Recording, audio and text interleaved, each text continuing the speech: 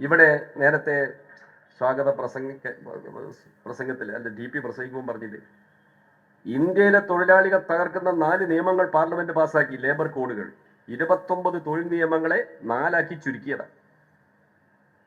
അതിലാദ്യത്തെ code പാർലമെന്റിൽ വന്നപ്പോൾ വോട്ടെടുപ്പ് ആവശ്യപ്പെട്ട്, രാജ്യസഭയിലാണ് വോട്ടെടുപ്പ് നടന്നത്, ലോകസഭയിൽ വോട്ടെടുപ്പ് പോലും നടന്നില്ല.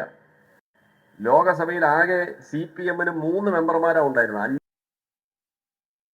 എണ്ണം 225 രാജ്യസഭയിലെ എണ്ണം. അതുകൊണ്ട് രാജ്യസഭയിൽ 10 ആൾ എഴുന്നേറ്റ ആള് ശ്രദ്ധിക്കും, മറ്റേടത്ത് ആള് ശ്രദ്ധിക്കില്ല, കടല് പോലെ കിടക്കുക.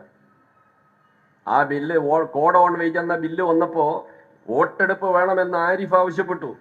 സ്പീക്കർ കേട്ട ഭാവം നടിച്ചില്ല. ബില്ല് 3ാം വായന കഴിഞ്ഞ് ഐക്യകണ്ഠ്യേന പാസ്സായതായി എന്ന് പ്രഖ്യാപിച്ചു. എന്ത് ചെയ്യാൻ പറ്റും? ആത്മഹത്യ ചെയ്യാന്നല്ലാണ്ട് വേറെ ഒന്നും ചെയ്യാൻ പറ്റില്ല.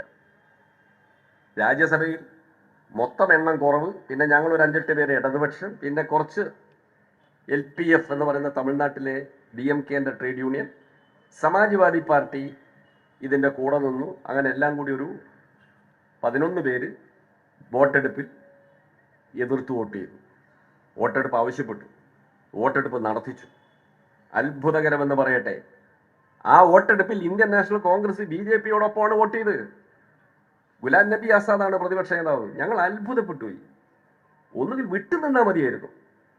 വോട്ടെടുപ്പിൽ വോട്ട് ചെയ്യാതെ മാറി നിൽക്കാം. ഇതാണ് അവര്. ആ നിയമം 3 എണ്ണവും പാസ്സായി, 4 കോഡും പാസ്സായി. 1 ആദ്യം, പിന്നെ 3 പിന്നെ. 3 എണ്ണം പിന്നീട് പാസ്സാവുമ്പോൾ ഞങ്ങൾ സഭയിലില്ല, ഞങ്ങളൊക്കെ സസ്പെൻഷനിലായി പുറത്തായിരുന്നു. ആ അവസരം കൊണ്ടൊന്ന് പാസ്സായി. ഈ നിയമങ്ങൾ ഇന്ത്യ രാജ്യത്ത് മുഴുവൻ നടപ്പാക്കാൻ ഇന്ത്യ ഗവൺമെന്റ് ഒരല്പം മടിച്ചു നിന്നു. കാരണം കടുത്ത എതിർപ്പ് വന്നപ്പോൾ, തൊഴിലാളികളുടെ എതിർപ്പ്, സമരങ്ങൾ. അപ്പോൾ ഈ ബില്ല് പാസ്സായെങ്കിലും നോട്ടിഫൈ ചെയ്ത് നടപ്പിലാക്കാൻ കുറച്ച് സമയമെടുത്തു. അതിനിടയിൽ എന്താ കേന്ദ്രം ചെയ്ത്? എല്ലാ സംസ്ഥാനങ്ങളോടും ഈ ബില്ലിൽ പറയുന്ന വ്യവസ്ഥകൾ അനുസരിച്ച് നിലവിലുള്ള സംസ്ഥാന നിയമങ്ങൾ ഭേദഗതി ചെയ്യാൻ ആവശ്യപ്പെട്ടു.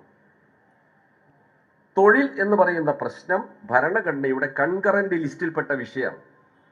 സംസ്ഥാനത്തിന് നിയമം ഉണ്ടാക്കാം, കേന്ദ്രത്തിന് നിയമം ഉണ്ടാക്കാം. അപ്പൊ അതുകൊണ്ട് സംസ്ഥാനത്ത് കുറെ നിയമങ്ങളുണ്ട്, അതെല്ലാം ലേബർ കോഡിനനുസരിച്ച് മാറ്റം വരുത്തണമെന്ന് കേന്ദ്രം ആവശ്യപ്പെട്ടു. കേന്ദ്രത്തിലെ ഉദ്യോഗസ്ഥന്മാർ സംസ്ഥാനങ്ങളിൽ വന്ന് സംസ്ഥാന ഉദ്യോഗസ്ഥന്മാരെ വിളിച്ചു വിട്ടു. കേന്ദ്ര ഉദ്യോഗസ്ഥന്മാരെ ഒന്ന് വിളിച്ചാൽ അവർക്ക് പോകാണ്ടിരിക്കാൻ പറ്റില്ല. പ്രത്യേകിച്ച് അഡ്മിനിസ്ട്രേറ്റീവ് സർവീസുകാർ, IAS-കാർ, അവർ കേന്ദ്രത്തിന്റെ പിടിയില, അവർക്ക് മുട്ടുപറയ്ക്കും. എന്നിട്ട് എല്ലാവരോടും പറഞ്ഞു, ജോലി സമയം 12 മണിക്കൂർ വരെ ദീർഘിപ്പിക്കാൻ പറ്റുന്ന വിധത്തിൽ നിയമ ഭേദഗതി വരുത്തണം. ഒരാവശ്യം. ഇന്ന് 8 മണിക്കൂറാണ് ജോലി, അത് 12 മണിക്കൂർ വരെ ദീർഘിപ്പിക്കാൻ അവസരം നൽകുന്ന നിയമങ്ങൾ ഇപ്പൊ ഇന്ത്യ രാജ്യത്തുണ്ടായി. ആ ഉണ്ടാക്കിയ കൂട്ടത്തിൽ കർണാടകത്തിലെ കോൺഗ്രസ് ഗവൺമെന്റ് ഉണ്ട്, രാജസ്ഥാനിലെ പഴയ കോൺഗ്രസ് ഗവൺമെന്റ്, അശോക് ഗെഹ്ലോട്ടിന്റെ ഗവൺമെന്റ്, ബാക്കി BJP ഗവൺമെന്റുകൾ. ബംഗാൾ മാത്രം അതിൽ വിട്ടുനിന്നു, കേരളം വിട്ടുനിന്നു, ബാക്കിയുള്ളവരൊക്കെ ഉണ്ടാക്കി.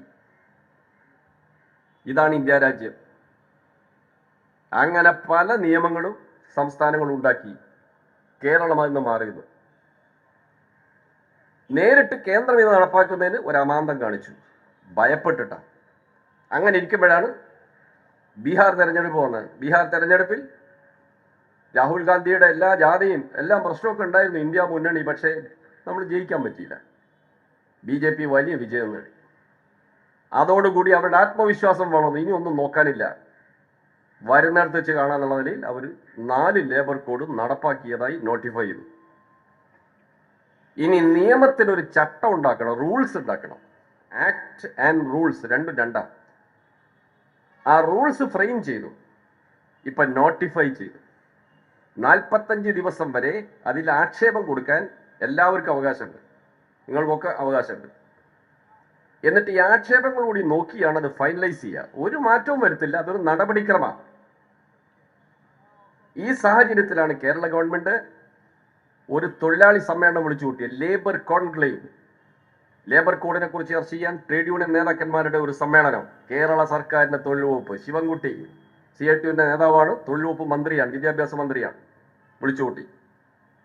അതിന് ദേശീയ ട്രേഡ് യൂണിയനുകളിലൊക്കെ നേതാക്കന്മാർ വന്നു, കുറെ തൊഴിൽ നിയമങ്ങളുടെ പാണ്ഡിത്യമുള്ള കുറെ വിദഗ്ധന്മാർ വന്നു. നല്ലൊരു സമ്മേളനമായിരുന്നു തിരുവനന്തപുരത്ത്. ഞാനും TP ഒക്കെ അതിൽ പങ്കെടുത്തു. ആ സമ്മേളനം ഉദ്ഘാടനം ചെയ്ത മുഖ്യമന്ത്രിയാണ്. മുഖ്യമന്ത്രി പറഞ്ഞു, തൊഴിലാളികളുടെ താല്പര്യം തകർക്കുന്ന ഈ ലേബർ കോഡുകൾ കേരളത്തിൽ നടപ്പാക്കുന്നതല്ല. ഇങ്ങനെ പറയാൻ ഒരു മുഖ്യമന്ത്രിയെ ഈ ഇന്ത്യ രാജ്യത്തുള്ളൂ എന്ന് നിങ്ങൾ മനസ്സിലാക്കണം. ആ മുഖ്യമന്ത്രിയാണ് തെരുവിലിട്ട് ചവിട്ടി അരക്കുന്നത് ഒരു പറ്റം മാധ്യമങ്ങളും കോൺഗ്രസ് ഉൾപ്പെടെയുള്ള പ്രതിപക്ഷ പാർട്ടികളും. അവരുടെ ഏതെങ്കിലും ഒരു ഗവൺമെന്റിന് തൊഴിലാളി പക്ഷത്ത് നിന്ന് ഇങ്ങനെ സംസാരിക്കാൻ നട്ടെല്ലുണ്ടോ? ഇതൊക്കെയാണ് ചർച്ചാ വിഷയമാകേണ്ടത്.